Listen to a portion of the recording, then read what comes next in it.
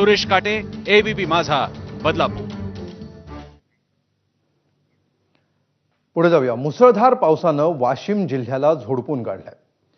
कुठे पिकं वाहून गेली आहेत तर कुठे रस्ते. संत्रा आणि आंब्याच्या फळबागांसह हळद आणि सोयाबीन पिकांचं मोठं नुकसान झालंय. शेतातला चिखल पाहून शेतकऱ्याच्या डोळ्यामध्ये पाणी आलंय. फक्त वाशिममध्येच नाही तर संपूर्ण विदर्भामध्ये पावसानं हाहाकार माजवलाय. पावसानं विदर्भाची कशी दैना उडवून दिली आहे पाहूया या रिपोर्टमधून.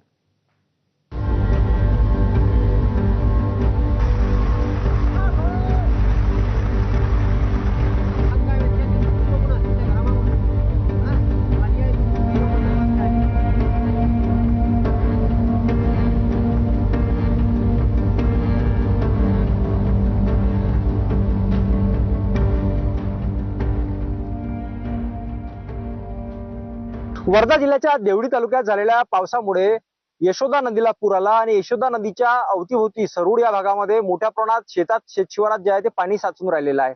या ठिकाणी आपल्या शेतीचं जे नुकसान झालंय या संदर्भात बोलण्यासाठी आपल्यासोबत सरूड येथील शेतकरी आहे. माझ्या शेतामध्ये मी कपाशीची पेरणी केली होती, सोयाबीनची पेरणी केली होती.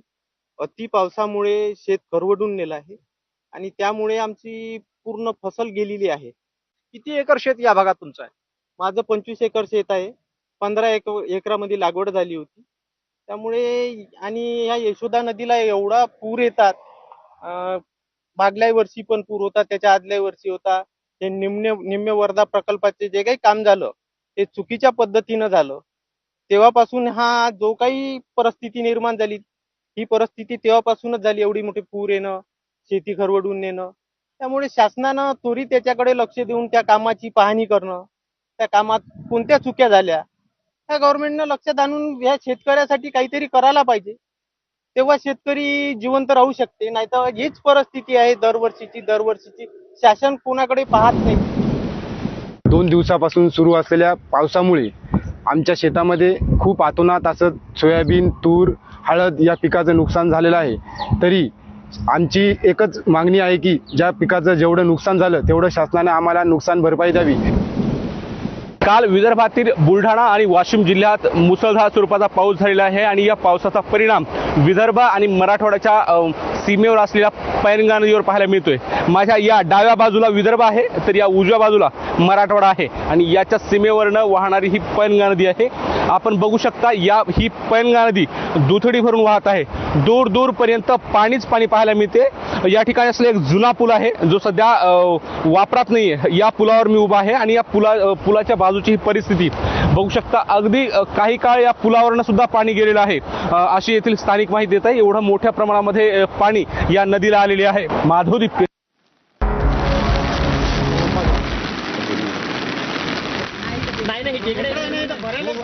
झाड पलीकडले झाड दिसतात.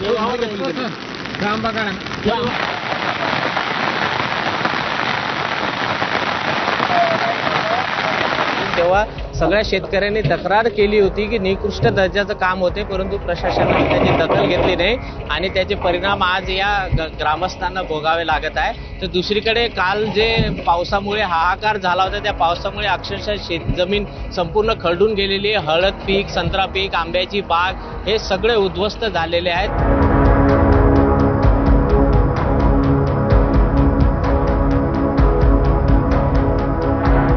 या ठिकाणी आता जे काल झालेल्या या निसर्ग अवकोपामुळं पेरणी करणं आमच्या नेतनसा ग्रामस्थाची बाकी असताना जो आधी या ठिकाणी काल जो निसर्गाचा अवकोप झाला आणि या ठिकाणी जो पाऊस पडला या पावसाने आमच्या नेतनसा ग्रामस्थाची नव्हे या पंचक्रोशीतील या पूर्व नदी परिसरातील सर्वच गावांमध्ये या ठिकाणी ज्याचं अगणित असं नुकसान या ठिकाणी झालेलं आहे.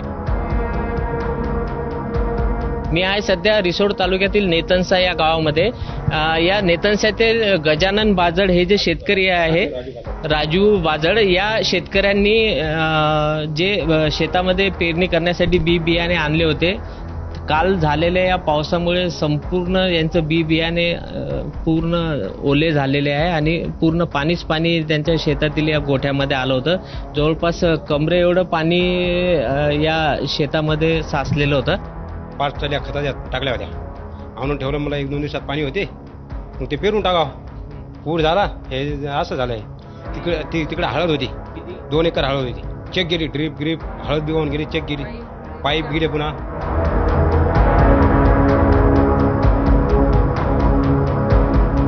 अनेक शेतामध्ये सध्याही तळ्याचं स्वरूप आपल्याला पाहायला मिळते. मी आहे सध्या रिसोड तालुक्यातील अंचळ या गावी. या अंचळ गावामध्ये जर बघितलं तर संपूर्ण गावाच्या परिसरातील शेती अक्षरशः पाण्यात गेलेली आहे आणि तळ्याचं स्वरूप आपल्याला पाहायला मिळते.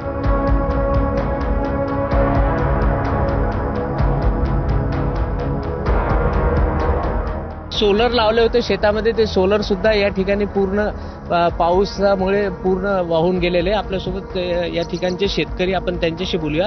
कसा पाऊस होता आणि काय स्थिती झाली काल? खूप एक 10 वर्षापूर्वी जसा पाऊस आला होता त्याच पद्धतीचा पाऊस या जोगेश्वरी या कास नदीला पूर आले, कास नदीला पाऊस झाला आणि कास नदीवर भयंकर पूर आला होता. कास नदीच्या आजूबाजूनी 1,500 फूट क्षेत्र पाण्याने पूर्ण व्यापलं होतं. त्या पद्धतीने खूप शेतीचं नुकसान झालेलं आहे, अतोनात शेतीचं नुकसान झालेलं आहे.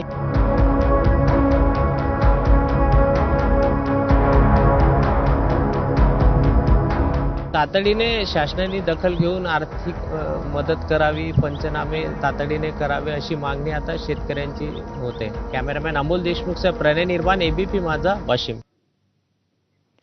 तर विदर्भातलं हे चित्र आपण पाहिलं. मुसळधार पाऊस आणि ढगफुटीमुळे उत्तर भारतात सुद्धा